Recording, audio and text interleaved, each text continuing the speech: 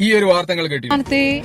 തടവുകാരുടെ കൂലി കുത്തനെ കൂട്ടിയ സർക്കാർ ശിക്ഷാ തടവുകാരുടെ പ്രതിദിന കൂലി 10 മടങ്ങ് വരെ വർദ്ധിപ്പിച്ചുകൊണ്ട് സർക്കാർ ഉത്തരവിറക്കിയിരിക്കുകയാണ്. 63 രൂപയുണ്ടായിരുന്ന വേതനം 520 രൂപയായും 177 രൂപ എന്നത് 560 രൂപയായും 152 രൂപ എന്നത് 620 രൂപയായും കൂട്ടിയിരിക്കുന്നു. 4 സെൻട്രൽ ജയിലുകളായി കഴിയുന്ന 3000-ലധികം തടവുകാർക്ക് ഈ ആനുകൂല്യം ലഭിക്കും. രാഷ്ട്രീയ തടവുകാർക്കും ഇതിന്റെ ഗുണം കിട്ടും.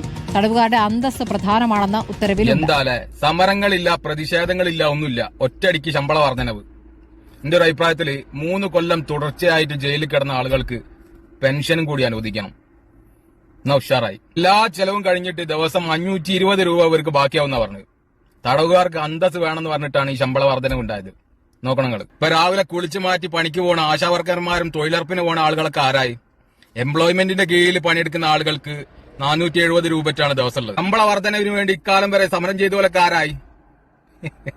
എന്ത് സന്ദേശാല ഇതൊക്കെ സമൂഹത്തിന് കൊടുക്കുന്നത്? ആരോട് പറയാനും?